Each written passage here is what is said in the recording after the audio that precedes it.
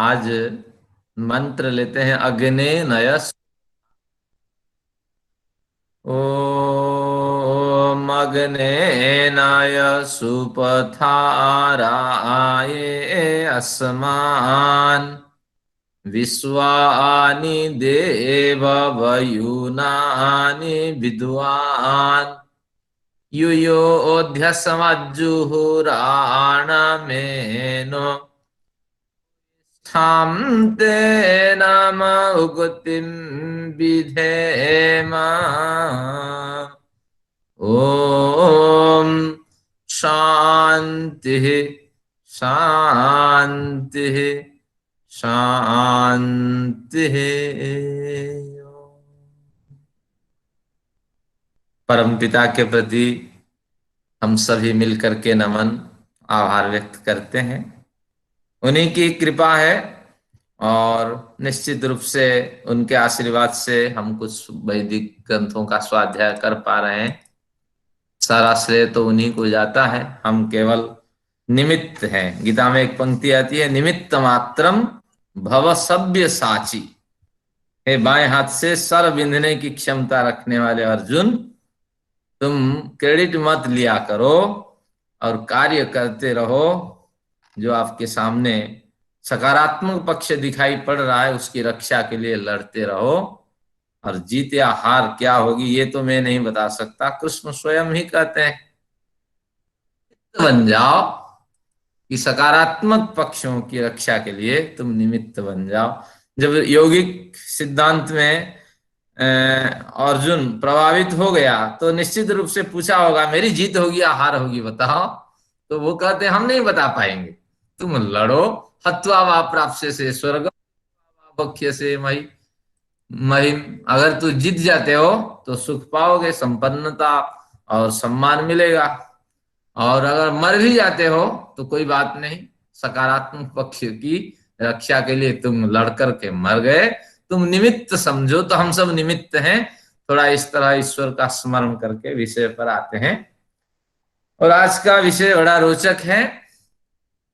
और हमने कर्माशय के पतंजलि जी के विचार कर्माशय से संबंधित पतंजलि के विचार भी सुने और व्यास जी की जो पारंपरिक विचार थे उनको भी हम सुन लिए। अब देखते हैं अगला प्रकरण है। शास्त्रकार कहते हैं कि ये संसार सर्वथा दुखमय है। जहां था लग जाए, था का मतलब प्रकार, प्रकार वचने था। जिनके पास पेन है लिख लीजिए, कहीं कहीं संस्कृत में पंक्ति आती है, प्रकार को बताने के लिए था शब्द का प्रयोग किया जाता है। तो सर्वथा दुखमय है, सब प्रकार से। संसार में जो सुख मिल रहा है, कौन कहता है यहां दुख है दुख है? शास्त्रकार कहते हैं हमें तो सुख दिखाई पड़ता है। 100 साल की आयु में हम कितने साल बीमार हुए जरा सोचिए। थोड़े ही कुछ दिन बीमार हुए, उसी वृद्धावस्था में अगर बढ़िया संयम से जीवन जिए, थोड़े ही कुछ समय मतलब बीमार हुए तो संसार दुखमय हम क्यों कहते हैं? देखिए अथर्ववेद का बढ़िया मंत्र है, मैं संदर्भ बता देता हूं। मंत्र का संदर्भ क्या है? संदर्भ है 5:30-17। इसी संदर्भ में अथर्ववेद में कहता है अयम लोकः प्रियतमः देवानाम अपराजितः। अयम लोकः प्रियतमः, यह जो लोक है, संसार है जिसमें हम रहते हैं, प्रियतमः सबसे प्रियतम लोक है, सबसे प्रसन्नता देने वाला ये है, यह शरीर है, यह जाति आयु भोग है, सबसे प्रियतम ये लोक है। देवानम, देवताओं के लिए ये प्रियतम है। और अपराजित, किसी भी कीमत पे, कि इसके साथ किसी भी कीमत की तुलना नहीं की जा सकती। कितनी भी बड़ी कीमत ला करके आइए और आप कहिए चींटी को ये शरीर छोड़ दीजिए, हम आपको हाथी के शरीर दे देते हैं, तो हाथी तो वही, चींटी तो वही कहेगी भैया अयम लोकः प्रियतमा, यही शरीर जो मुझे मिला है मेरे लिए बहुत बढ़िया। आप मनुष्य आप दूसरे काम में लगो, मेरे पीछा छोड़ दो। तो सबको अपना शरीर प्यारा होता है और जो भी स्थिति है वह सबके लिए प्यारी होती है। लेकिन ऐसी स्थिति में ग्रंथकार कुछ कहते हैं कि संसार दुखमय है, इसके पीछे क्या तर्क है ये समझना, फिर शास्त्र पे चलेंगे। ग्रंथकार का जो फोकस होता है तो उसी पे वो ज्यादा रुचि रखते हैं। जैसे अग्न आया हिवितये मंत्र लेते हैं, इस मंत्र में विरह वेदना का वर्णन है। बड़े लंबे समय से साधक ध्यान कर रहा है, उपासना कर रहा है, सफलता हाथ नहीं लग रही, तो वो गुस्से में कह रहा है। पहले आया ही कह सकता था आ जाओ, लेकिन नहीं, उसको टारगेट करता है जिसे बोलना है, पहले उसी का नाम लेता है। हे प्रकाश स्वरूप परमेश्वर आ जाओ, मेरे साक्षात्कार के विषय बनो। तो इसलिए जिसे वो संबोधित करना चाहता है उसे ही बुलाता है। जैसे अब रामू आपके सेवक हैं, उस पे नाराज हैं, तो अब जब बुलाएंगे रा पे आपको ट्रेस करना पड़ेगा, लेकिन हमें हिंदी में इस ज्ञान नहीं है, हम तो रामू पे ट्रेस करते हैं, लेकिन रा पे जबरदस्त ट्रेस करना पड़ेगा। राम, मुंह से रा ही जोर से निकलेगा। तो उसी तरह शास्त्रकार हमें बताना चाहते हैं सुख है दुख है, दोनों तो हैं, लेकिन हमें दुख पे ध्यान देना है। सुख, दुख के हटने पर ही सुख की अनुभूति होती है, लेकिन दुख के रहते सुख की अनुभूति नहीं हो सकती। बढ़िया आपने बैलेंस बनाया, बढ़िया जीवन, परिवार बढ़िया है, सात्विक है, लेकिन अभी दांत में दर्द है। वृद्धावस्था का उदाहरण दे रहा हूं। ये सारा आपको निरर्थक लगेगा, अरे सारी मेहनत पानी फिर गई। आपको तो ध्यान रखना पड़ेगा हर हालत में इस प्राप्त करूं, सिर में दर्द है, कुछ नहीं, सारी व्यवस्थाएं हैं, आपको तो वही दिखाई पड़ेगा कैसे टैबलेट लाके मैं खाऊं। तो इसलिए शास्त्रकार फोकस करते हैं सुख तो है, मैं मना नहीं कर रहा हूं, लेकिन उनको त्याज्य समझो। सुख तो है, वो तो मिलना ही है, लेकिन जो दुख है उसको हटाओ। दुख हट जाने पर पूरा पूरा ही सुख हमारा हो जाएगा। दुख के रहते वो हमें चैन नहीं मिलने वाली है, प्रसन्न वाली है। इसीलिए वो कहते हैं, लेकिन संसार हमेशा ही दुखमय ये बात नहीं है, लेकिन एक साधक की दृष्टि से संसार दुखमय है। अब बारीकी से इसको पढ़ेंगे और ये महत्वपूर्ण प्रकरण है, और इसलिए वृत्तियां भी पढ़ेंगे और समझेंगे कि शास्त्रकार क्यों इसको दुखमय कहते हैं। और दुखमय संसार को जान लेने से हमारे जीवन में बड़ा परिवर्तन होगा। अब मैं आपको शास्त्र की ओर ले जाता हूं। देखिए, आगे के प्रकरण से थोड़ा लिंक करता हूं। आगे के प्रकरण में कहा था कि जाति आयु भोग मिलेंगे, जो भी जाति आयु भोग मिलेंगे वो सुख देने वाले भी होंगे और दुख देने वाले भी होंगे। ये सूत्र हमने अध्ययन कर लिया था। आज यहीं से चलेंगे, 15वां सूत्र है। मैं समझता हूं इसी सूत्र में आज हम निपट जाएंगे, लेकिन देखते हैं। परिणाम ताप संस्कार दुखेर गुण वृत्ति विरोधाच दुख सर्वम विवेकिनः। पंडित आपके घर में आता है, जो सनातनी लोग हैं, बढ़िया सुंदर से मंत्र पढ़ लेता है, फिर आखिर में क्या कहता है, दक्षिणाम ददातु। इस कलश के ऊपर एक 10 के नोट चढ़ाओ, 50 के नोट चढ़ाओ, 100 के नोट चढ़ाओ। ये पंडितों की आदत होती है। तो अब इस तरह सूत्र पढ़ के मैं केवल आनंदित करा रहा हूं।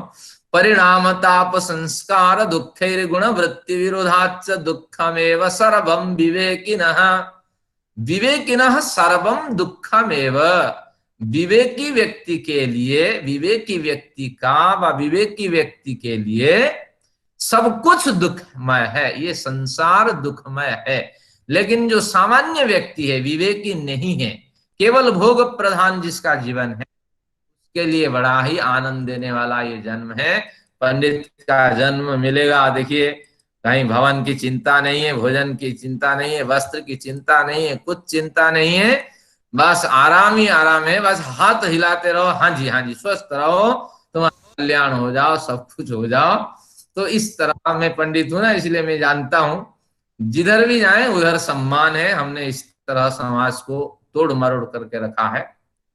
हाँ, तो परिणाम ताप, देखिए क्या क्या दुख है। वो कहते हैं कि परिणाम, इसमें एक लगाइए, एक दुख का नाम परिणाम है, दूसरे दुख का नाम ताप है, तीसरे दुख का नाम संस्कार है, और गुणवृत्ति विरोध को मिला देता। अलग अलग क्यों कहा? परिणाम ताप संस्कार दुखे, इतना एक फिर गुणवृत्ति विरोध क्यों किया, इसके पीछे भी तर्क है। अब लिखिए गुणवृत्ति विरोध चौथा दुख है। अब इसमें क्या है कि परिणाम ताप संस्कार दुख है, ये एक शब्द है। गुणवृत्ति विरोधाच ये एक शब्द है। ये दोनों को पृथक इसलिए कहा कि गुणवृत्ति विरोध दुख से जीवन मुक्त भी हमारे साधक वर्ग दो विभाग होते हैं। आवाज गूंज रही है, मुझे दो डिवाइस पास में है, तो आप एक डिवाइस हटा दीजिए ताकि आवाज पता नहीं, हाँ दोबारा वापिस वापिस आ रही है वही आवाज। हाँ, तो दो डिवाइस पास में होने से होती है। आगे देखिए, अब हमें क्या करना है कि गुणवृत्ति विरोध और ये परिणाम ताप संस्कार दुख, ये दो शब्द है। साधकों के दो वर्ग होता है। पहला जो वर्ग है उस वर्ग का नाम है कि साधक वर्ग, दूसरा वर्ग का नाम है कि जीवन मुक्त साधक वर्ग। जीवन मुक्त साधक भी दुख से पीड़ित रहता है क्योंकि उसका शरीर है, अभी प्रारब्ध बचा है, तो उसको एक भोग सताता है, वह है गुणवृत्ति विरोध दुख। ये भयंकर दुख है। जीवन मुक्त साधक अंतिम पर्याय में इससे मुक्ति प्राप्त करता है। बाकी तो हम सब इसी से पीड़ित है, इन्हीं तीनों से, परिणाम ताप संस्कार आदि दुखों से। अब इसको समझते, आम भाषा में कहें यानी व्यास जी को न पढ़ें तो परिणाम दुख से अभिप्राय है कोई भी कार्य करते हैं जब परिणाम पे पहुंचते हैं वो दुख देने वाला होता है। ताप से ईर्ष्या, सामान्य अर्थ में यही समझते हैं, ईर्ष्या अर्थ अभिप्राय है, क्योंकि जब तक जीवन है ईर्ष्या तो होगी, किसी न किसी से ईर्ष्या तो बनी रहेगी, चाहे पत्नी हो, पति हो, बच्चे हो। जो सिद्धांत के विपरीत, जो सिद्धांत हमने बनाए उसके अनुकूल जो नहीं चलेगा तो निश्चित रूप से हमें भी दुख होगा, और दूसरे सिद्धांत में अगर वो तरक्की कर रहा है तो उसके प्रति भी हमारी ईर्ष्या होगी। तो परिणाम दुख और ताप दुख यानी ईर्ष्याजन्य दुख, संस्कार दुख, और जिन भोग्य वस्तुओं को हमने भोग लिए हैं उनके संस्कार संग्रहित सुख दुख के रूप में होंगे, और फिर समय आने पर वो संस्कार हमें दुख देने वाले होंगे। और गुणवृत्ति विरोध आगे व्यास जी को पढ़ के भली भांति समझेंगे। गुण हमेशा बदलते रहते हैं और गुणों के बदलने के कारण बड़ी हानि होती है। हमने संकल्प लिया था कि योग दर्शन पढ़ लेंगे, लेकिन देखा कि 30 कक्षा से जब हम ऊपर जा रहे हैं, अब हमारे जो गुणों वृत्तियां हैं वो मलिन होने लगी और बोझिल होने लगी, रजोगुण हावी होने लगा। पता नहीं ये कब खत्म होगा, क्या क्या करते हैं पुछ पुछ करके और समय खराब करते हैं, पता तो नहीं है आगे कितनी कक्षाएं होगी। तो फिर चलो आज कक्षा नहीं करते हैं, एक दो दिन छूट जाने के बाद फिर वो गुणवृत्ति हावी हो जाती है, रजोगुण, फिर तमोगुण हावी हो जाता है। तो धीरे धीरे ये भी जो अच्छे विचार आपने लिए थे उसमें भी ताला लग जाता है, वो विचार भी हट जाता है। तो इस तरह कुछ समझ में आया, लेकिन व्यास जी के कारण इसको बढ़िया ढंग से हम समझ पाएंगे। अब देखते हैं, अब देखना, सर्वस्यायम रागानुबद्ध, सर्वस्यायम रागानुबिद्धश्चेतना चेतन साधनाधीन, सर्वस्य अयम, अयम ये दुखानुभव, यह जो दुख अनुभव है, अयम का अर्थ है यह, सभी प्राणियों के लिए ये जो दुख का अनुभव है, व सुख का अनुभव भी मान लीजिए, रागानुविद्धश्चेतन चेतन साधनाधीन, यहां सुखानुभव लिखा है तो इसलिए दुखानुभव को आप भूल जाते हैं। प्राणियों के लिए जो सुख अनुभव होता है वो चेतन और अचेतन जो साधन होते हैं उनके कारण से ये सुख अनुभूत होते हैं।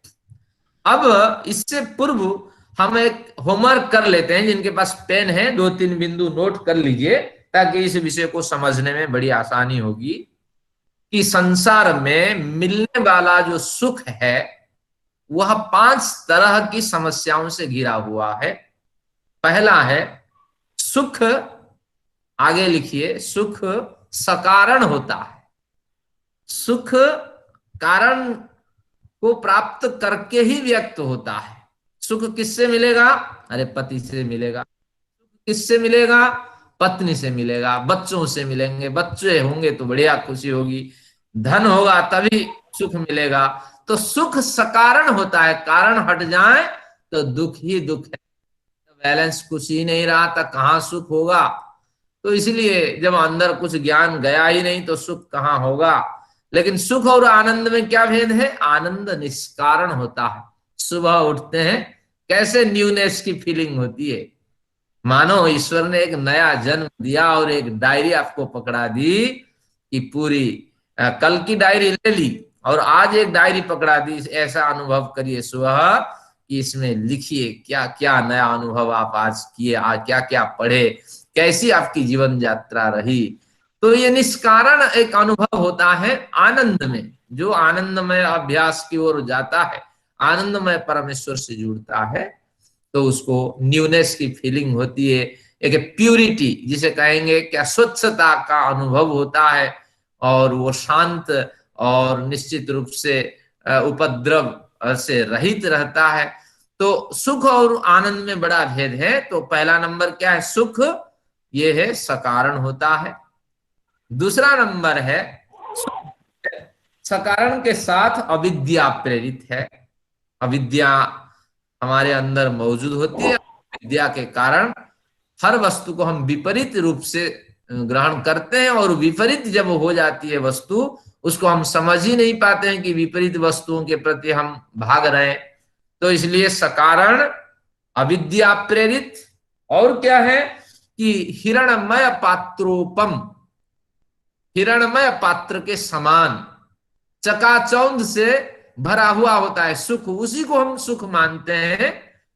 क्यों चकाचौंध से? क्या मतलब है कि पुस्तक हमारे पास नहीं है लेकिन खरीद करके ला देते हैं तो बड़ी खुशी होती है, लेकिन उस पुस्तक का अध्ययन करने का अवसर हमें नहीं मिलता। लेकिन जब तक वो पुस्तक की क्रय की जो प्रक्रिया है वो चल रही थी, तभी तक वो खुशी थी। पुस्तक को एक बार देख लेने के बाद आगे पीछे पलट दिए, ये सारी खुशियां धीरे धीरे हमारी समाप्त हो जाती है। तो चकाचौंध की ओर हम आकर्षित होते हैं, लेकिन गहराई तक ये सुख हमें नहीं ले जाता है। तो ये तीसरा है। चौथा है क्षणिक, और पांचवा है दुख मिश्रित। ये पांच स्वरूप आपको स्मरण कराना पड़ेगा।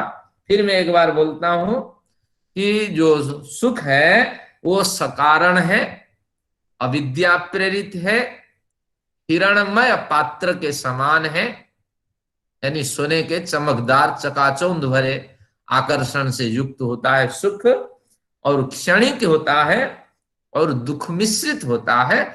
और इसी सुख को हम निश्चित रूप से ग्रहण करते हैं, और जिसके कारण इसका स्वरूप तो अलग अलग है और हमें भयंकर दुखों के शिकार होने पड़ते हैं।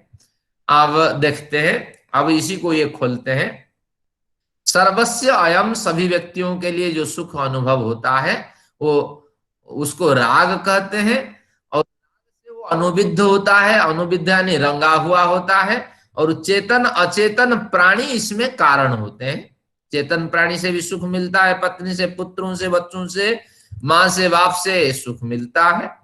और अचेतन साधन से सुख मिलता है, मोबाइल से मिलता है, हाँ, और क्या मिलता है? कैमरा से मिलता है, कंप्यूटर से मिलता है, जो भौतिक पदार्थ है उनसे मिलता है, नहीं तो टूर से मिलता है। हाँ, इस तरह अचेतन बहुत से पदार्थों की आप कल्पना कर लें। तत्रास्ति रागज कर्माशय, इन सबके मूल में राग प्रधान है।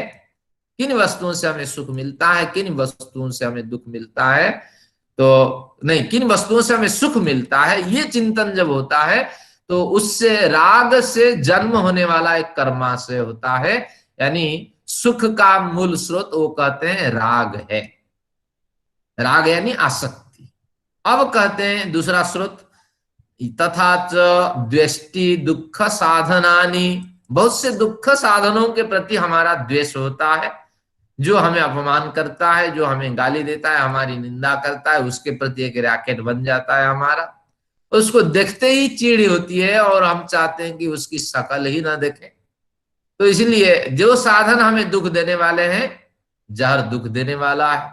हाँ, और जो गलत दवाइयां हैं उनका हम सेवन नहीं करते हैं। एक बड़े बड़े वृक्ष भी होते हैं, एक आयुर्वेद में वर्णित है कोचिला करके एक पेड़ होता है, और उसके डाल पत्ती टहनियां उसकी हवा भी आपको नुकसान करने वाली है, उससे दवाई बनती है, जहर का वो पेड़ है। अगर गुड़ मिला करके उसके पत्ते को खा लिया जाए, कोचिला उसका नाम है, तो आपकी मृत्यु हो जाती। तो ऐसे पेड़ कोई लगाता ही नहीं है। अगर लगाना है तो बरगद पीपल का पेड़ लगाएगा, लेकिन उस पेड़ की भी आवश्यकता है, उससे दवाई बनती है। तो इसीलिए जो द्वेष साधन है उनके प्रति हमारे द्वेष उत्पन्न होते हैं।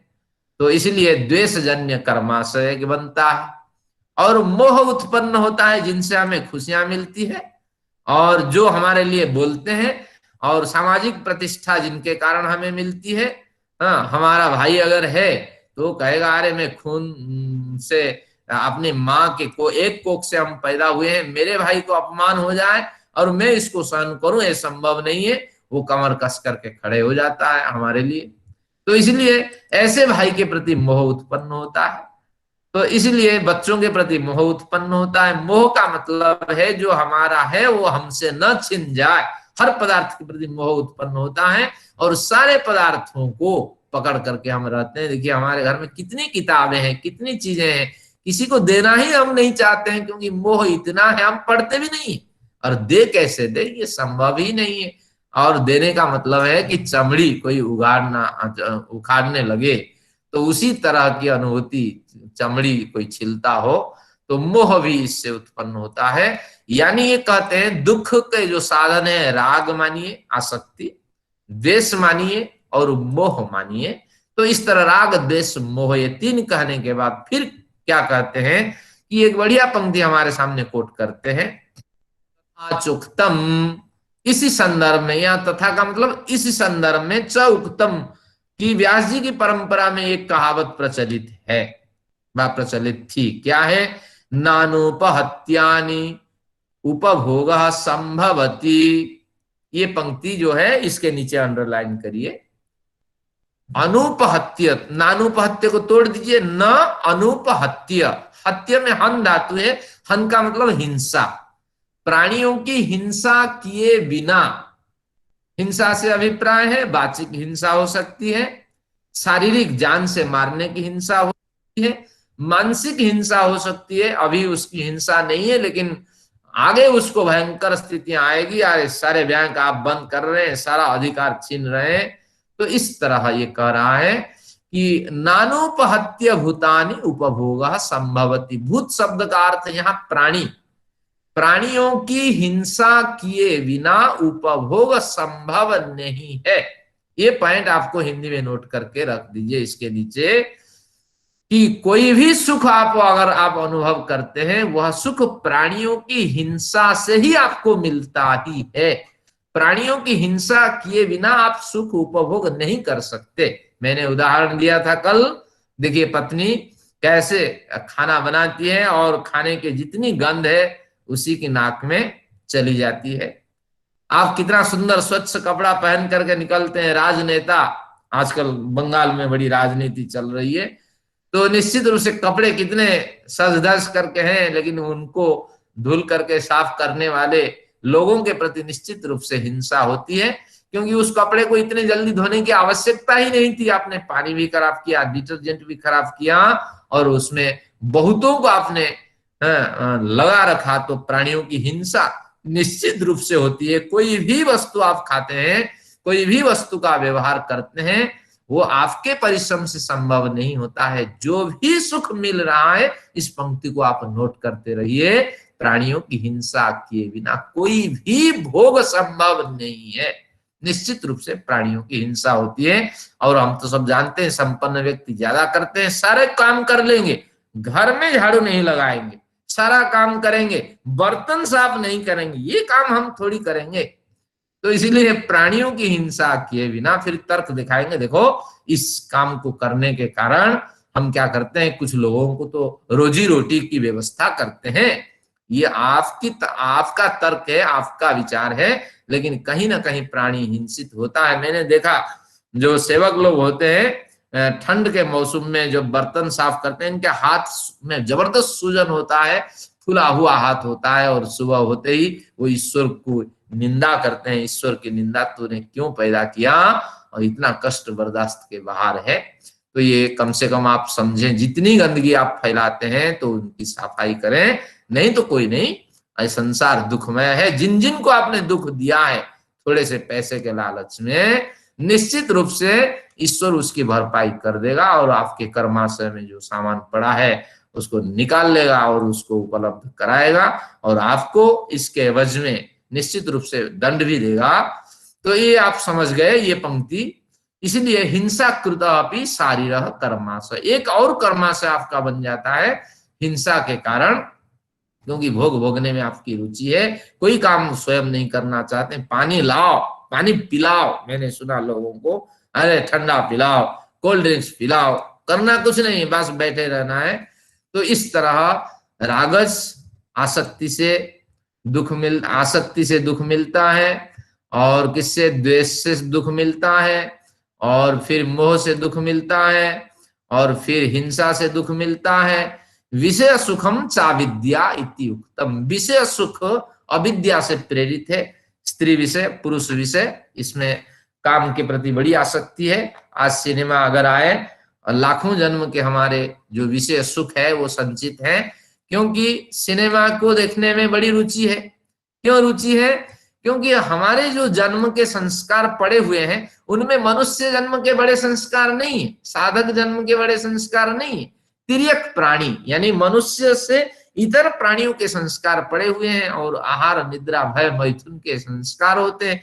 तो उसी की ओर हमारी ज्यादा प्रवृत्ति है। साधु को भी थोड़ा सा आप ईश्वर प्रेरित कर दीजिए, निश्चित रूप से देखिए विश्वामित्र की तपस्या भी भंग हो जाती है। तात्पर्य ये है कि निश्चित रूप से हमारे अंदर जो संस्कार है मनुष्य के इतर योनियों के संस्कार है, तो इसलिए अविद्या प्रेरित विषय सुख को अविद्या प्रेरित सुख कहा गया है, और अविद्या हावी हो जाने पर विषय सुख में भी हमें सुख लगने लगता है। अब इस तरह यहाँ 5 विषयों की चर्चा हुई है। अभी परिणाम दुख की चर्चा हो रही है। परिणाम दुख इन 5 साधनों से उत्पन्न होते हैं, ये व्यास जी का कहना है। इतना नहीं है, हजारों इसके कारक हो सकते हैं, आप इसी न्याय से समझ लेना। अब थोड़ा ये खोलते हैं, विषय सुख कैसे दुख देता है, इसको वो खोल लेते हैं थोड़ा व्यास जी। या भोगेशु इंद्रियाणाम तृप्ते में कहीं कहीं संज्ञा तोड़ देता हूं सुविधा के लिए। या भोगेशु इंद्रियाणाम तृप्ते रूप शांति तत्सुखम, एक विषय सुखी व्यक्ति से पूछिए जो नई नई शादी करने वाला है, सुख मिला या नहीं ना? हाँ सुख मिला, अरे दिन दुनिया पता नहीं लगी कैसे बीत गई। तो अब क्यों सुख मिला ना? विषय भोगेशु इंद्रियाणाम तृप्ति ही उपशांति, जब भोगों को हमने भोग लिया, इंद्रियों में तृप्ति उत्पन्न हो गई, तो निश्चित रूप से शांति मिली, और यही तो सुख है। सुख की वास्तविक परिभाषा तो यही है। और दुख की परिभाषा उससे पूछिए, वो क्या कहेगा? या लौल्यात, लौल्य शब्द का मतलब चंचलता, चंचलता के कारण अनुपशांति, जो हमें उपशांति यानी शांति नहीं मिल पाई, कहीं ना कहीं चंचलता रही, और इंद्रिय सुख से हम वंचित रह गए। जितने सुख की हम कामना करते थे इंद्रियों से, उतने सुख नहीं मिल पाए, तो निश्चित रूप से बड़ा दुख हुआ। सोचते तो थे आज संडे है, क्या खाएंगे कि मटन खाएंगे, लेकिन मार्केट में पहुंचा जब मटन खत्म थे और चिकन से ही काम चलाना पड़ा। और आगे मेरे मित्र गया था, उसको भी चिकन नहीं मिला, वो मछली से ही काम चलाया, और मित्र था वो अंडे से ही काम चलाया। एक मित्र तो वापस ही थैला लेके आया, कुछ मिला ही नहीं, संडे आज बर्बाद हो गया। तो इसलिए इस तरह वो दुख कहेंगे। अब कहते हैं इसमें बढ़िया बात कहते हैं, देखिए, न च इंद्रियाणाम भोगाभ्यासेन वैतृष्ण्यम कर्तुम शक्यम, इंद्रियों को भोग से अभ्यस्त कराने पर जो वितृष्णा प्राप्त होती है, तो उस वितृष्णा से सुख की कामना अगर करते हैं, ये आप निरर्थक है। आज आपको अंडे मिले और फिर आपके इंद्रिय में वो लालसा जागी कि अगले बार मैं आज 9 बजे पहुंचा, अगर मटन खत्म था तो मैं कल 8 बजे वहां लाइन लगाऊंगा, मटन तो लेके ही आऊंगा। अगर मटन ले आया, अरे क्या घर में बनाए, गंध फैलती है, कहीं दुकान से मंगाया जाए, बीकानेर से मंगाया जाए, फलाने से मंगाया जाए। अब एक दुकान के बाद किसी ने कहा नहीं उसके प्रिपरेशन बढ़िया है, चलो उसको मंगा के देखा जाए क्या हानि है। तो इस तरह विषय भोग को ग्रहण कर अगर इंद्रियों की तृष्णा को शांत करना चाहते हैं, संभव नहीं है। मनु की पंक्ति है, हविषा कृष्ण बत्मरेव भूयो रागो विवर्धते। घी में अगर आग में अगर घी डालोगे, जैसे आग जलती रहती है, तो उसी तरह विषय भोगों के प्रति भागोगे तो भोग की जो मात्रा है वो बदलती रहेगी और विषय के स्वरूप बदलते रहेंगे। आज इस तरह विषय का उपभोग किया, अगले दिन और किसी तरह का उपभोग करूंगा। आज ये सब्जी हमने खाई, कल और कुछ खाएंगे। इस मकान में आज रहे, हाँ ये मकान पुराना हो गया दूसरा लेंगे, ये कपड़े पुराने हो गए कोई नहीं, इसको दे दीजिए काम वाली को और दूसरे ले लेंगे। इसलिए विषय भोगों को भोग करके वितृष्णा प्राप्त नहीं कर सकेंगे। क्यों कहते हैं, जतो भोगा व्यासस्तु विवर्धन्ते रागा, ये रागों को बार बार उत्पन्न करते हैं, राग यानी आसक्तियां ये बढ़ाते चलते हैं। और कौशलानि च इंद्रियाणामिति, और इंद्रियाणी कौशल हो जाते हैं। उन्हीं इंद्रियों से आपके क्या होते थे कि आप भोग ग्रहण करते थे, लेकिन वही इंद्रिय धीरे धीरे कुशलता को प्राप्त कर जाते हैं। वही थोड़ा सा भोग ग्रहण करने के बाद आपको शांति मिलती थी, लेकिन जैसे आप मार्केट के भोग खाने लगे तो आपको लगा कि नहीं नहीं भोग तो बहुत बढ़िया है, आज मैंने अग्रवाल का खाया, कल चोपड़ा का खाऊंगा, परसों चौरोसिया का खाऊंगा और नरसों और किसी का खाऊंगा। तो इसलिए इंद्रियां बड़ी कुशलता से युक्त हो जाती हैं। और इस तरह विषय भोगों को आप समझ लें, जो यही व्यास जी का अभिप्राय है। इंद्रिय विषय ग्रहण में इतने कुशल हो जाती हैं इंद्रियां कि निश्चित रूप से इनकी जो मांगे हैं हम पूरी नहीं कर पाते हैं और दुख होता है। और शादी के कुछ दिन के बाद पति पत्नी लड़ाई शुरू करते हैं और शादी के 1-2 साल के अंदर भी कई बार तलाक हो जाता है, क्योंकि इंद्रियाणी जो कुशलता से युक्त हो जाती हैं और इंद्रियों को हम भोग उपलब्ध करा नहीं पाते हैं। तो इसी न्याय से आप समझ लेना, स खल्वयम वृश्चिक विषभीतः इव आसी विषेण दष्टः। यहाँ देखिए कि जो आधुनिक भाषाविद है वो पढ़ते हैं आधुनिक विज्ञान, वो कहते हैं क्या है कि वीर्यों का संग्रह हो जाने से, रजः शक्ति की संग्रह हो जाने से, प्रोटीन की संग्रह हो जाने से वो बेचैनी सी स्थिति अंदर पैदा करती है। तो इसलिए इसको जल्दी निकालो, खत्म करो। तो वह व्यक्ति इसको निकालने के चक्कर में इस तरह स्थिति को प्राप्त करता है जैसे वृश्चिक विषभीतः। आपके घर में बिच्छू है और आप बिच्छू को डरते हैं और आप भयभीत हैं, और बिच्छू जा ही नहीं रहा है, और बिच्छू भी है, उसके 2-3 बच्चे हैं, पत्नी भी है, 3-4 बिच्छू आपके घर में है। तो आप बिलबिला करके भाग गए, आपके जो पास में गार्डन है वहीं चले गए, क्योंकि हर व्यक्ति अपने घर में एक छोटा सा गार्डन बनाता है और जिसे कहते हैं उद्यान, उप उद्यान।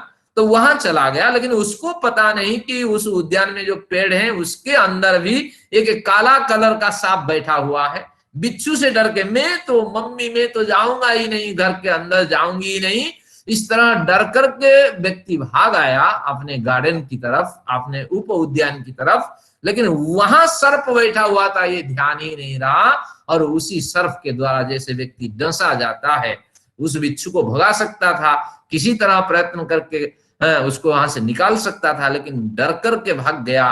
तो इसलिए इस प्रोटीन को हमें कोई उपयोग में नहीं लेना है, हमें तो इसको निकाल करके ही सांस लेनी है, चैन लेना है।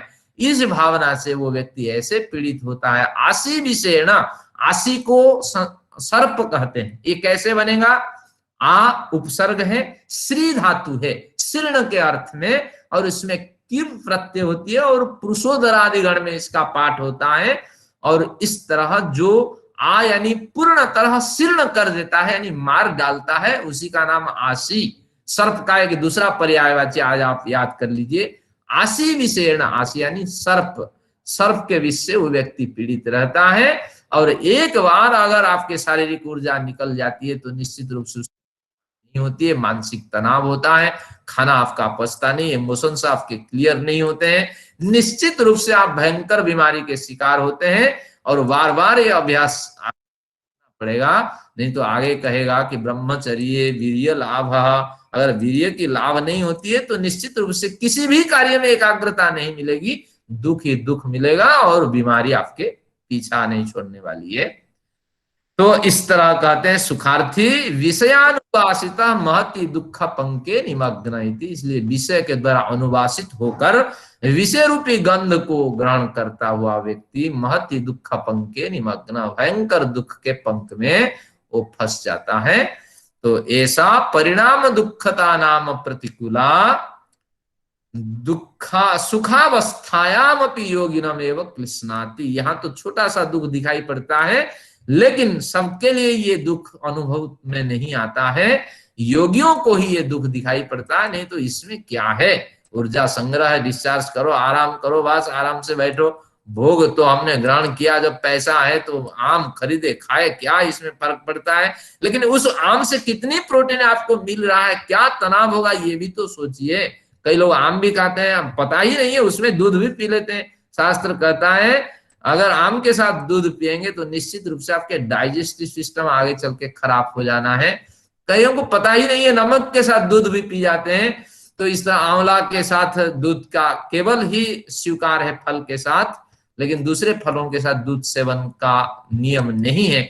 लेकिन अगर आधुनिक विज्ञान इसको मानता भी है, लेकिन आयुर्विज्ञान का कुछ अलग मान्यता है और स्वास्थ्य रक्षा के लिए ये सब आपको जानना जरूरी है। दूध कैसे पीना, कहाँ पीना, कब पीना, किन के साथ पीना और कैसा हमें भोग लेना है।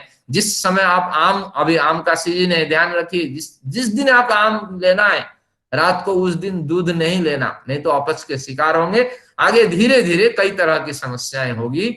ये दोनों रस हमारे लिए घातक होते हैं। तो भोग के नाम पे ये आपको समझ लेना चाहिए। ऐसा ये प्रतिकूल स्थिति है, योगियों को लगती है, लेकिन आम आदमी तो बढ़िया सेवन करता है, शरीर चुस्त रहेगा, तंदुरुस्त रहेगा, तो ये भावना भी वो बनाए रखता है। कई लोग तो कभी उपवास करते ही नहीं, आवश्यकता ही नहीं है, मुझे कमजोरी आएगी। तो ये भी एक ध्यान रखना चाहिए कि कम से कम एक बार तो उपवास करें, इसमें माह में, या एक टाइम तो आप भोजन ग्रहण करना छोड़ दें। तो इससे आपकी जो डाइजेस्टिव सिस्टम है आपका वो स्वस्थ रहेगा। तो ये एक वृत्ति है, ये बनाना चाहिए। बच्चों को अभी से व्रत कराने का अभ्यास कराइए ताकि बच्चों पे कुछ प्रभाव पड़ेगा। अब ये परिणाम दुख यहां हुआ, आगे इसको जल्दी जल्दी हम खत्म करते हैं। का पुनः संस्कार दुखता, तो परिणाम दुख के 5 कारक हुए, राग, द्वेष, मोह, हिंसा ये 4 और अविद्या ये 5 है। और विषय सुख को सर्वथा छोड़ देना चाहिए, जिस समय इसकी आवश्यकता थी और इससे बच के रहिए। और निश्चित रूप से हाँ, आप इसका अगर पालन करते हैं तो आपका शरीर स्वस्थ रहेगा और दिमाग आपका सक्रिय रहेगा। फिर कहते हैं संस्कार दुख क्या है, न सुखानुभवात सुख संस्कार आशय, आशय यानी संग्रह, सुख के अनुभव से सुख संस्कार के संग्रह हुए। जिन जिन वस्तुओं से आपको सुख मिले आप उनका संग्रह करते रहे। दुखानुभवादपि दुख संस्कार आशय, और जिन जिन से दुख मिला उनसे दूर रहे। आचार्य जी, आपने परिणाम लिया है तो अब ताप दुख लेंगे ना, पहले संस्कार दुख तो तीसरा है फिर। हाँ बढ़िया आपने कहा। चलिए अब इसको शुरू कर दिए हैं तो इसको इतना ले लेते हैं, फिर ताप को लेंगे।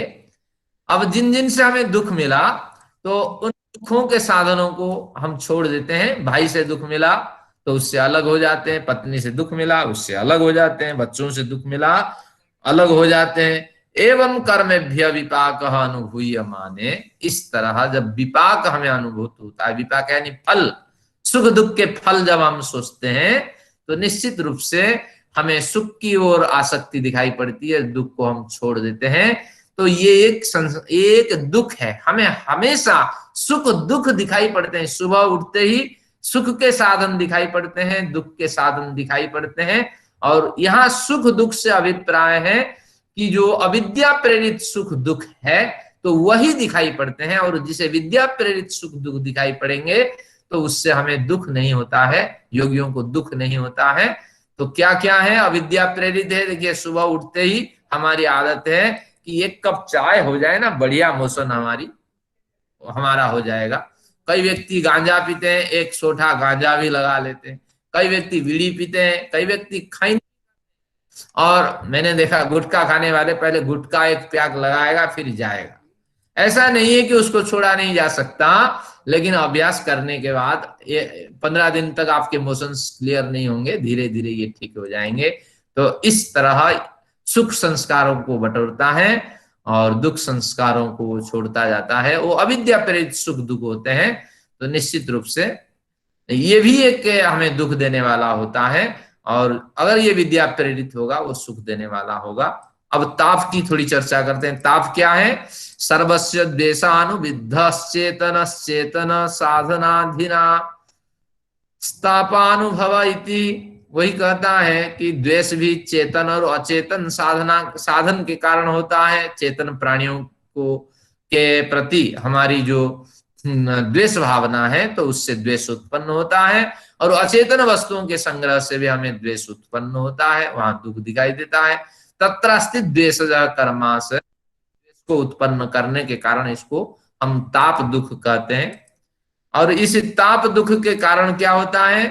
कहते हैं आगे, सुख साधनानि च प्रार्थयमानः। हम सुख साधन की प्रार्थना करते हैं। कायेन वाचसा मनसा च वाचा मनसा च परिस्पंदते। परिस्पंद गति के अर्थ में हम काय से, शरीर से, वाणी से, मन से उन्हीं को संग्रह करते हैं। ये भाई भतीजावाद राजनीति में नहीं चलती है, कभी आपने सुना होगा। लेकिन हम तो चाहते हैं कि भैया इनके रहने से हमें लाभ पहुंच रहा है, तो इसलिए इन्हीं को टिकट दिया जाए, इन्हीं को आगे लिया जाए। हाँ, इनसे हमारा बहुत कुछ काम होना है। ततः पर, यहाँ आपको अंडरलाइन करनी पड़ेगी, परम अनुगृह्णाति उपहंति च पर परानुग्रह पीड़ाभ्याम धर्मा धर्मा बुपजायते। ततः से लेकर के यहाँ धर्मा धर्मा बुपजायते तक लेना है। इसमें क्या कहना चाहते हैं? तो जब हमने देखा कि द्वेष साधन जिन जिन से हमें मिलता है, द्वेष जिन जिन से हमें प्राप्त होता है, जिनके प्रति हमारे चीड़ है, हमारी हानि है, और जिनके प्रति हमारी अनास्था भावना है, तो उनके प्रति उनको हम पीड़ित करना चाहते हैं। और जिनके प्रति हमारी आसक्ति है और जिनसे हमें लाभ मिलता है, तो उनको प्रति अनुग्रह करना चाहते हैं। तो संसार दो हिस्सों में बढ़ जाता है। हमसे संबंधित संस्कार परग्रह, परानुग्रह और परपीड़ाभ्याम विभज्यते। हमारा संस्कार कईयों के प्रति अनुग्रह की भावना से बनता है और कईयों के प्रति पीड़ा की भावना से बना हुआ होता है। तो इस तरह जिन जिन को हमने पीड़ित किया तो अधर्म संस्कार उत्पन्न हुआ, जिन जिन को हमने प्रोत्साहित किया निश्चित रूप से वहां धर्म संस्कार उत्पन्न हुआ। और ये धर्म सकाम पुण्य कर्म भी कहलाता है। और यहाँ निष्काम का सवाल ही नहीं है, क्योंकि निष्काम से कोई कर्मा से बनता ही नहीं है। तो अब इस तरह आपको समझना पड़ेगा कि परानुग्रह पीड़ाभ्याम धर्मा धर्मा उपजायते। ये ताप दुख के कारण पर पीड़ा और परानुग्रह की प्रवृत्ति होती है। तो परम अनुगृह्णाति उपहंति, तो परम जो श्रेष्ठ व्यक्ति हैं हमारे लिए अविद्या प्रेरित हम जैसे व्यक्तियों के लिए, उनका हम एक बड़ा सा टोला बनाते हैं, बड़ी सी टोली बनाते हैं, बड़ी सी टीम बना के उनका पालन करते हैं। और अपहंति, दूसरों की हम हत्या करते हैं, दूसरों को हटा देते हैं मार्ग से। तो इस तरह जब हम पीड़ित हो जाते हैं, ये ताप दुख कहलाता है। ये महर्षि व्यास का ये कथन है। और संस्कार दुख, जिन जिन संस्कारों से हम बाधी हो चुके हैं, तो उन्हीं संस्कारों के प्रति हम प्रवृत्त होते हैं। ये संस्कार दुख। अब कहते हैं इसी को संस्कार परिणाम ताप संस्कार दुख को ये ऐसे खोलते हैं आगे कुछ बढ़िया पंक्ति दे करके, एवं मिद मनादि दुख स्रोत विप्रसृतम। ये चार जो दुख बताए, परिणाम ताप संस्कार, ये तीन जो दुख बताए हैं, ये दुख सबको उपलब्ध होते हैं। तो अनादि प्रसृतम, अनादि काल से ये दुख स्रोत प्रसृत है, प्रवाहित है। योगिनम एव प्रतिकूलात्मकत्वात् उद्वेजयति। साधना के विघ्न होने के कारण योगियों को ये प्रतिकूल लगते हैं और उद्वेजित करते हैं। वे राग से, मोह से, द्वेष से, संस्कारों से जो भी विचार उठते हैं, जो भी भावनाएं उठती हैं, जो भी वृत्तियां उठती हैं, उस पे वो अधिकार साब्यस्त करते हैं, अधिकार जमा करके अपनी तपस्या करते हैं। तो इनसे वो हट जाते हैं और कहते हैं योगियों को क्यों होता है, सामान्य व्यक्ति इस दुख को क्यों अनुभव नहीं कर पाता है। बढ़िया उदाहरण देते हैं, इसके नीचे अंडरलाइन आपको करनी होगी।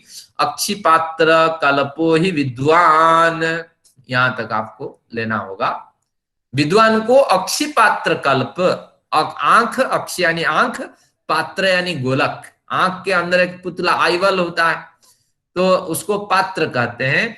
तो आंख के अंदर आईवल, कल्प यानी समान, आंख के अंदर विद्यमान पुतले के समान ही है विद्वान को हम मानते हैं। क्यों?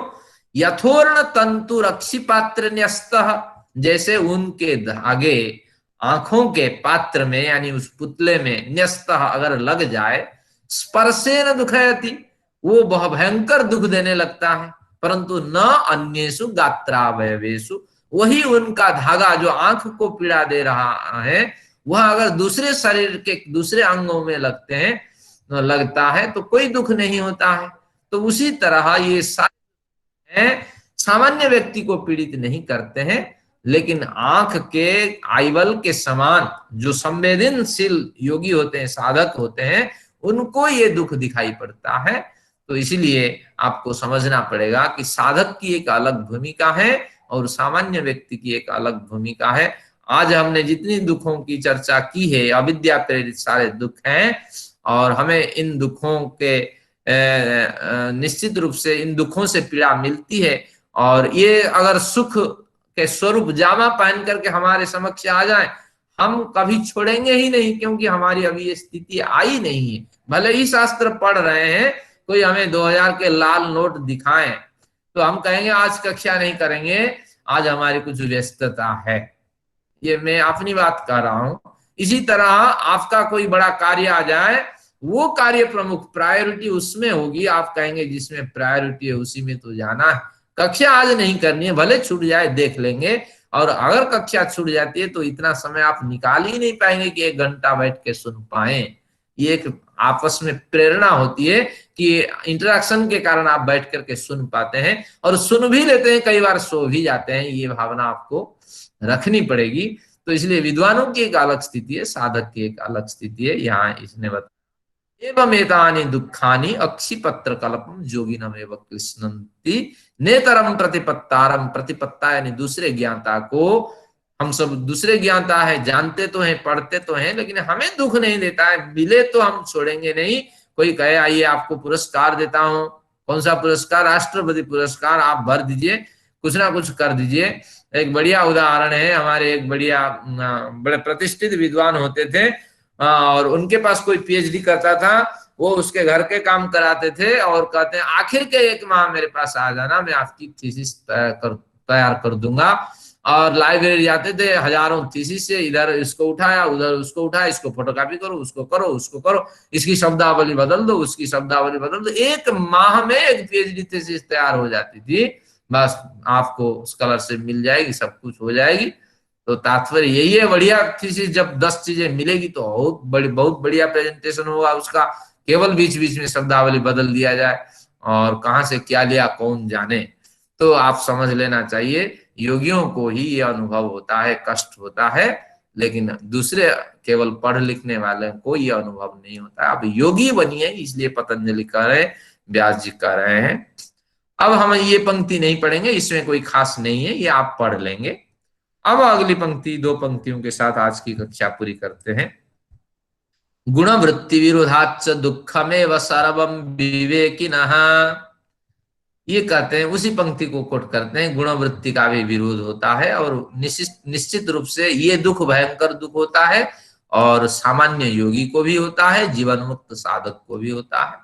प्रख्या प्रवृत्ति स्थिति रूपा, प्रख्या, प्रख्या यानी प्रकाश, प्रवृत्ति यानी क्रिया, स्थिति यानी मंदता।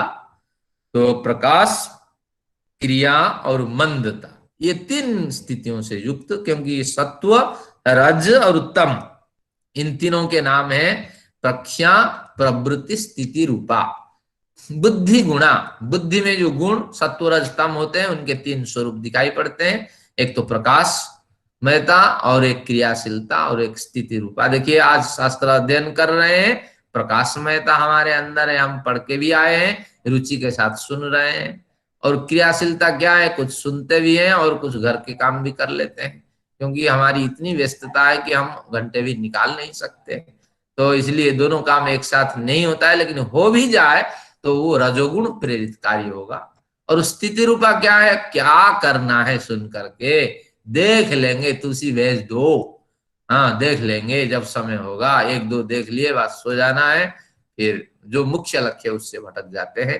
तो इस तरह बुद्धि के गुण होते हैं। परस्परानुग्रह तंत्र वृत्वा, परस्पर अनुग्रह तंत्र वृत्वा, तंत्र यानी मेल करके एक धागे के तरह ये तीनों साथ में चलते हैं।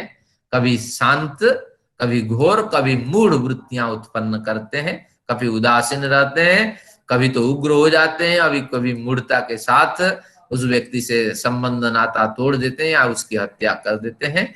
तो इस तरह ये प्रत्ययम, इस तरह ज्ञान हमारे अंदर त्रिगुणमेवा आरंभन्ते, 3 गुण उत्पन्न करते हैं।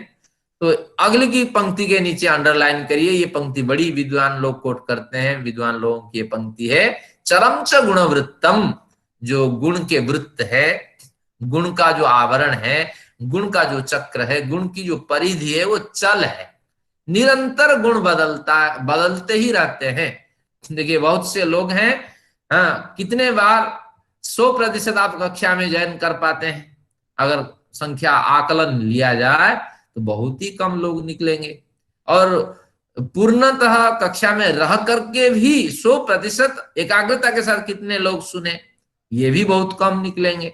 तो तात्पर्य यह है गुण वृत्तियां बदलती रहती हैं, तो इसलिए इन पे हमारा अधिकार नहीं होता है। योगी तो साधना करने के लिए घर से निकलता है और घर को छोड़ देता है, इतना वैराग्य से युक्त हो जाता है, लेकिन आगे जाकर के मठ मंदिर आश्रम में घुस जाता है, जब बड़ा पद मिल जाता है, काजू लाना खत्म हो गए, किशमिश लाओ, काजू किशमिश खा करके तुम्हें करना क्या है, साधना के बाधक हैं। कितने बड़े बड़े पेट, कितनी बड़े बड़े बाजू, आप देखिए साधु कुछ नहीं करते हैं, केवल खाने के लिए वो पैदा होते हैं। और ऐसे ही बहुत से संत महात्मा वैराग्य से तो निकल जाते हैं, चलम च गुणवृत्तम, गुणवृत्तियां बदल जाती है। हाँ तो जो 4 पंक्तियां रट रखे हैं उसी को सुनाते रहते हैं, आरती करते रहते हैं, ये सारी चीजें चलती रहती है जीवन में, यही इनके मतलब साधना है और यही तपस्याएं हैं। तो इसलिए क्षिप्र परिणाम चित्त मुक्तम, चित्त को जल्दी ही परिणाम में, परिवर्तित परिणाम में बदल देते हैं। और जो आज चित्त है कल नहीं रहेगा, और जो आज हमारी रुचि है, एकाग्रता है, वो कल नहीं रहने वाली है। निश्चित रूप से विकसित एकाग्रता होगी या मंद एकाग्रता होगी, ये आपको ध्यान रखना पड़ेगा। तो इसलिए सुबह से शीघ्रम, अगर कोई अच्छी बात सूझ रही है या कोई अच्छा सकारात्मक मार्ग दिखाई पड़ रहा है तो उसमें आप लग जाइए, ये ध्यान रखना। जैसे हमारे ग्रुप में बहुत से विचार आते हैं, बहुत से ये कोर्स कर लो, ये कोर्स कर लो, ये भी चरम च गुणवृत्तम है। एक व्यक्ति एक समय में रुचि के साथ एक ही कार्य कर सकता है, 10 कार्य में आप जुड़ जाएंगे तो उसमें कोई आपको लाभ ही नहीं मिलने वाला है। तो इसलिए चुनाव आप भयंकर रूप से करिए, व एकाग्रता के साथ करिए कि किस मार्ग में मुझे ज्यादा श्रम करना है। तो इस तरह योगी भी इसमें फंस जाता है, चुनाव में कहीं ना कहीं गलत हो जाता है। तो इस तरह चलम च गुणवृत्तम, मैंने एक जैन साधु का उदाहरण दिया था। जैन साधु नंगे रहते हैं, तो किसी महिला और पुरुष के संस्पर्श में आया तो उनका पूरा परिवार आता था, और धीरे धीरे उस महिला के प्रति बलात्कार हुआ और साधु की फिर जेल में सजा दी गई। तो इस तरह आप समझ लेना चाहिए लक्ष्य कितना बड़ा था, लेकिन ये गुण वृत्तियां कैसे अपने को बदल देती हैं। और रूपातिशय वृत्त्यतिशय परस्पर विरुद्ध्यन्ते, ये कुछ सांख्य शास्त्र का विषय है। रूप 5 होते हैं, 4 होते हैं, और वृत्ति भी 4 होते हैं। कुछ सांख्य शास्त्र पढ़ने वाले जानते हैं कि ज्ञान वैराग्य क्या है उसकी, मैं आपको ज्ञान वैराग्य, विवेक वैराग्य और अभ्यास, हाँ धर्म, ज्ञान, वैराग्य और ऐश्वर्य, ये अच्छा, आप थोड़ा बताएं। रूपातिश के स्वरूप होते हैं। ज्ञान, धर्म, वैराग्य और ऐश्वर्य। और ये जब वृत्ति अतिशय में बदलते हैं तो जो धर्म था, जो ज्ञान था वो अज्ञान हो जाता है, जो धर्म था वो अधर्म हो जाता है, और जो वैराग्य था वो अवैराग्य हो जाता है, जो ऐश्वर्य था वो अनैश्वर्य हो जाता है। तो ज्ञान, धर्म, वैराग्य, ऐश्वर्य, और उसका बदल दीजिए अज्ञान, अधर्म और अवैराग्य, अनैश्वर्य में इस तरह परिवर्तन हो जाता है। केवल ये शब्दांतर है कि जो विचार आज है वो कल बदल जाना है, उसका एक नया स्वरूप दिखाई पड़ेगा। तो इसलिए आज है तो इसमें श्रम करिए। और आप जानते हैं कर्माशय से उठ के आएंगे, जैसे आप श्रम करेंगे तो तत्संबंधित कर्म आपके पड़े हैं वो आपका साथ देंगे और विकास जल्दी आना है। तो इसलिए सकारात्मक कार्य में, कल्याणकारी कार्य में आपको लग जाना चाहिए। सामान्यानि त्वतिशय सह प्रवर्तते, इस तरह सामान्य रूपातिशय से विशेष वृत्ति अतिशय हावी हो जाते हैं, तो इसलिए विचार बदलते रहते हैं। एवं एते गुणाः इतरेतराश्रयेण उपार्जितत्वात् दुःख मोह प्रत्ययाः, तो इसलिए सुख दुख मोह देते हैं सत्व रज तम गुण से ये हम युक्त होकर के इस तरह अनुभव। तो सर्वे सर्वरूपा भवंती थी, यानी सभी गुणों के पास अपने स्वरूप होते हैं, और जो जो लोग इनसे प्रभावित होते हैं वो सभी गुणों से रंग जाते हैं। ऐसा नहीं कि जीवन मुक्त भी तमोगुण से युक्त नहीं होता है, जीवन मुक्त भी रजोगुण से युक्त नहीं होता है, सत्वगुण से युक्त नहीं होता है, लेकिन ये निर्भर करता है कि आपका वर्तमान क्रियमान कर्म क्या है, उस हिसाब से आपको ये सारे गुण मिलते रहेंगे। इस तरह तो गुण प्रधान भाव कृतस्तेषां विशेष, इस तरह उन्होंने गुणों की भी चर्चा की। तो यानी परिणाम की चर्चा हो गई, परिणाम ताप की चर्चा हो गई, परिणाम ताप संस्कार दुखों की चर्चा हो गई, गुणवृत्ति विरुद्धों की चर्चा हो गई। चर्चा केवल ही एक माध्यम है, लेकिन हम तो समझ गए कि इस तरह दुख हमें पीड़ित करता है। अब आखिर में ये महत्वपूर्ण एक पंक्ति है, इसको आप याद रखेंगे। ये योग दर्शन का एक महत्वपूर्ण पंक्ति है। इसके यहाँ बाएं हाथ में हाशिया बना दीजिए, ये आपको याद होनी चाहिए। तदस्य महतो दुख समुदायस्य प्रभाव बीज अविद्या। अभी हमने कहा था कि अविद्या के कारण ये चार दुख हम पे हावी होते हैं, यानी जीवन मुक्त भी थोड़ी सी अविद्या से युक्त रहता है, और अविद्या होने पर ही इस तरह ये दुख हमें अनुभूत नहीं होते हैं, और सुख सुख हम दिखाई पड़ते हैं। हम तो जो सामने मिला उसी को ग्रहण करते हैं, उसी का भोग भोगते हैं। तस्यास्य सम्यक दर्शनम अभाव हेतु, और हमने ये दुख उपभोग किया है इस तरह का भी सोचा ही नहीं है। जब सम्यक दर्शन का अभाव रहा तो सम्यक दर्शन यानी यथार्थ ज्ञान के अनुभव न होने रूपी कारण से ये अविद्या प्रभावशाली बनी रहती है। तो निरंतर आप जो भी कार्य करें ये ठीक है या नहीं, उस कार्य के जो एक्सपर्ट होते हैं उनसे पूछिए, जो आपको लगे आपके आसपास है उनसे पूछिए कि यथार्थ मार्ग में मैं जा रहा हूं या कहीं कोई भटकाव है, तो निश्चित रूप से परिवर्तन होगा, ये इसका संकेत है। अब ये कहते हैं यथा चिकित्सा शास्त्रम चतुर्व्यूहम, आयुर्वेद की थोड़ी चर्चा करेंगे। पतंजलि आयुर्वेद के भी विद्वान रहे, तो कहते हैं चार व्यूह होता है। व्यूह का मतलब मलिक्वल्स जिसे कहते हैं, बहुत परमाणु मिलकर के एक व्यूह अणु बनाते हैं। तो इस तरह चिकित्सा शास्त्र चारों के मिलावट से, चार सिद्धांतों के मिलावट से चिकित्सा शास्त्र बनता है। पहली मिलावट क्या है? रोग। दूसरी मिलावट है रोग हेतु। तीसरी मिलावट है आरोग्य। चौथी मिलावट है भैषज्य। रोग, बीमारी का कोई नाम होना चाहिए, ये पीलिया है न, या दंडिस है, या और क्या है कि ये कफ जातीय रोग है या बात प्रेरित रोग है, कोई ना कोई बीमारी का एक नाम होना चाहिए कि आने वाली पीढ़ी को संकेत मिले ये बीमारी है। और रोग हेतु इस बीमारी में क्या क्या लक्षण दिखाई पड़ते हैं ये भी जानना जरूरी है। रोग का नामकरण बीमारी के हिसाब से, लक्षण के हिसाब से होता है, और किन किन असावधानी के कारण ये बीमारी होती है और उसके क्या लक्षण होते हैं, ये रोग के हेतु है। और आरोग्य, किन किन दवाइयों के सेवन करने से क्या क्या प्रभाव पड़ता है, किन किन चीजों की वृद्धि होती है, और ये जान करके ही चिकित्सक दवाई लिखे। लेकिन आधुनिक जो चिकित्सा विज्ञान के चिकित्सक होते हैं इससे अपरिचित होते हैं। क्या है बीमारी, ना ले लो ये दवाई ले लो।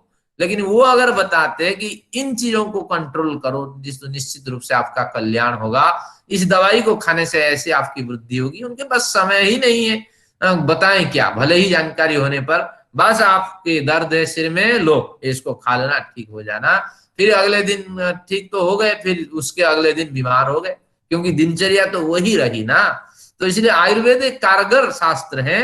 रोग, रोग के लक्षण और कारण और आरोग्य के जो सिद्धांत है, क्यों इस पदार्थ को सेवन करने से हम रोग रहित होंगे, तो ये भी बताता है। और भेषज और किन किन पदार्थों के मिलावट से ये दवाइयां बनती है, ये प्रकार।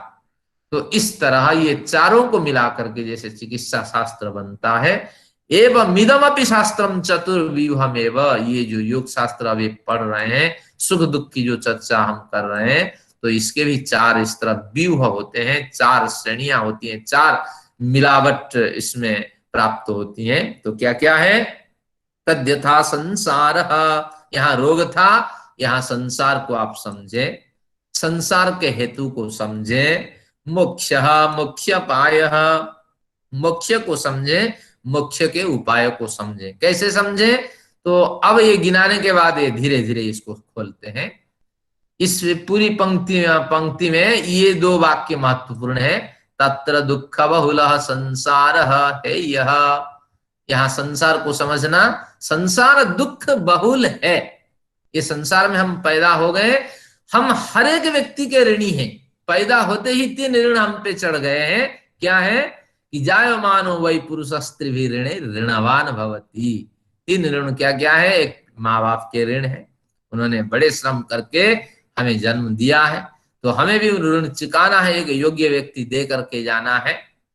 तो एक तो पितृ ऋण है, और क्या ऋण है, ऋषि ऋण भी हम पे चढ़ा हुआ है। परिवार तो एक यौथ परिवार बना, मिलकर रहे, सबका प्यार मिला, स्नेह मिला, तभी तो हम पैदा हो पाए।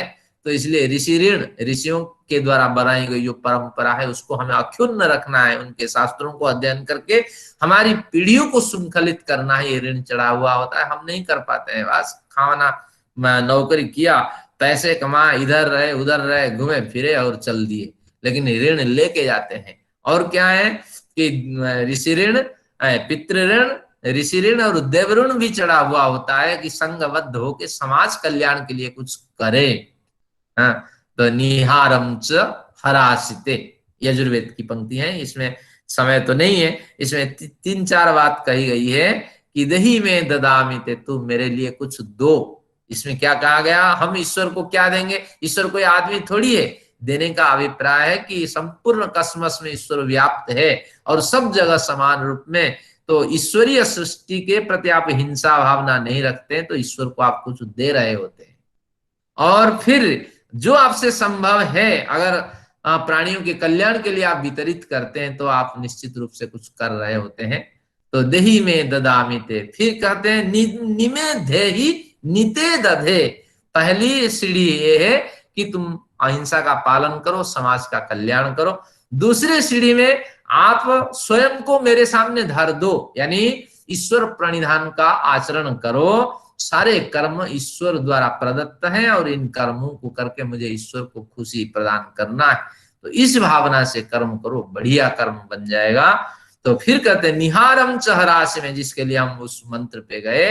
निहार, निहार यानी विक्रय वस्तु। ईश्वर कहते हैं वेद में, मुझे कुछ विक्रय वस्तु, बहुमूल्य वस्तु दे दो ताकि मैं बेच सकूं। जैसे विदेश में कोई व्यक्ति गया हुआ है, बढ़िया बहुमूल्य पदार्थ जो लगे भारत में न मिले उसको लेके आता है। तो इस तरह ऋषि कहते हैं कुछ विक्रय वस्तु रख करके जाओ, कुछ ग्रंथ लिख करके जाओ, कुछ सिद्धांत रख करके जाओ, जो कुछ तुम्हारा अनुभव है उसको लिपिबद्ध करके जाओ, आगे आने वाली पीढ़ी के लिए ये साथ देने वाला है, नहीं तो ऋण से युक्त हो जाओगे। क्या बढ़िया है मंत्र है, इसको याद कर लीजिएगा। मंत्र का प्रारंभ है कि देही में ददामिते। तो इस तरह इसमें 3 सिद्धांत प्रतिपादित है। तो संसार दुख बहुल है, तो दुख बहुल संसार में अगर पैदा हुए हैं तो जो दुख तो दुख है, लेकिन जो भी सुख हमें मिल रहा है वो भी दुख मिश्रित है, और मानो आटे के अंदर किसी ने बालू मिला दिया हो। और हमें खाना है, जिंदा रहना है, तो थोड़ा सा उसका ग्रहण करें जिससे कि आपका काम चल जाए और आप स्वस्थ रहें। प्रधान पुरुष है संयोग है हेतु। देखिए संसार हो गया दुखमय, और संसार का हेतु क्या है कि प्रधान पुरुष है वो संयोग है हेतु। क्योंकि प्रधान यानी प्रकृति, पुरुष यानी जीवात्मा, तो इन दोनों का जो संबंध बना हुआ है यही तो संसार में बंधने का कारण है। भोग मिले और मैं छोड़ दूं, कोई मुझे कहे 50,000 तुम्हारे बैंक अकाउंट में भेजता हूं तो मैं छोड़ दूंगा, बताइए मुझे? मैं 5 करोड़ 5 लाख तुम्हारे लिए भेजता हूँ, करोड़ तो बहुत बात है, तो 5 लाख भेजता हूं, मैं कभी छोड़ूंगा ही नहीं। मैं तो प्रकृति को पकड़ा हुआ हूं कि प्रकृति मेरे हाथ से न छिन जाए। तो इसलिए अगर मैं यहाँ विवेक पूर्वक जीऊं कि मेरे पुरुषार्थ नहीं है, मैं इसको ग्रहण करके पीड़ित नहीं होना चाहता, जैसे चल रहा है चलने दीजिए, आगे ईश्वर की इच्छा है, तो इस तरह भावना रखूं तो आधुनिक भाषा में तो मैं तो बेवकूफ रहूंगा, लेकिन शास्त्रीय भाषा में मैं संसार से अपना जो संबंध है उसको पृथक देख रहा हूं। तो ये भावना साधक में होती है। फिर आगे देखिए क्या है, मोक्ष। मोक्ष क्या है? संयोग से आत्यंतिक निवृत्ति। आत्यंतिक निवृत्ति अगर हो जाए, निश्चित रूप से जो जो साधन आपको अनावश्यक मिल रहे हैं और जिनको आप छोड़ना नहीं चाहते हैं, तो उन साधनों से अत्यंतिक निवृत्ति जब हो जाएगी तो निश्चित रूप से आपका कल्याण होगा। बड़े साधु संत महात्मा प्रवचन देते हैं, कोई ऑफर देता है मेरा फलाना फ्लैट है, फलानी जगह है, यहाँ आश्रम बनाओ, बहुत बढ़िया होगा, और आपके नाम पे वो आश्रम रहेगा, आपके नाम से सब कुछ होगा, तो वो प्रमुख लक्ष्य से भटक जाता है और उसी में वो लग जाता है। तो वो साधक नहीं, वो तो संसार में भोग भोगने वाला और गलत जामा पहन करके धोखा देने वाला व्यक्ति होता है।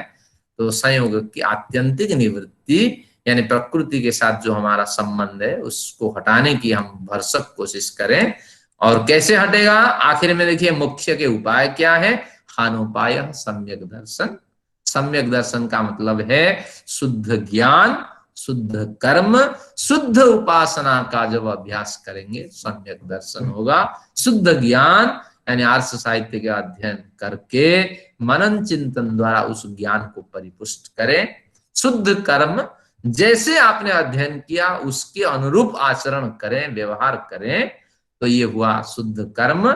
और शुद्ध उपासना क्या है? ईश्वर भिन्न किसी भी महत्वपूर्ण व्यक्ति की उपासना मान्य नहीं है। यहां तक आप वेदांत में पढ़ेंगे, बड़े सूत्र मिलते हैं, आत्मा उपास्य नहीं है, उपास्य तो परमेश्वर है। अगर आत्मा का मनन करते हैं तो ध्येय परमेश्वर को बना करके ही आत्मा उसके आश्रय में है, ऐसा मनन करें। तो इस तरह कुछ आज का प्रकरण रहा, बड़ा रोचक रहा। ये अंतिम प्रकरण आपको ध्यान रखना पड़ेगा, और हमारी तो यात्रा बड़ी लंबी है। आत्यंतिक निवृत्ति होगी तभी कुछ होगा। थोड़ा बहुत हो, हमने थोड़ा बहुत कर लिया, थोड़ा बहुत दान दे दिया, थोड़ा बहुत सत्संग कर लिया, इसमें कुछ नहीं। अगर पूरा का पूरा ब्रह्मचर्य के बाद इसमें हम समय झोंक दें तब तभी कुछ बड़ा परिवर्तन हो सकता है। नहीं तो चलता है, केले भी बिक जाता है, तमाशा भी देख लेते हैं। तो ऐसी स्थिति में हम हैं, लेकिन कुछ पढ़ करके तो रुचि जागी, और आगे हम निश्चित रूप से प्रयत्न करेंगे कि कुछ जीवन में सुधार हो। तो इन्हीं विचारों के साथ आज की कक्षा समाप्त करता हूँ। 10 मिनट अतिरिक्त, और वो वेद मंत्र लेने के कारण ही 10 मिनट अतिरिक्त गया। तो आप सभी लोगों का धन्यवाद, और यहीं का कक्षा समाप्त करते हैं। आचार्य जी, जिनको जाना है आप जा सकते हैं। आचार्य जी। हाँ जी, आप बोलिए।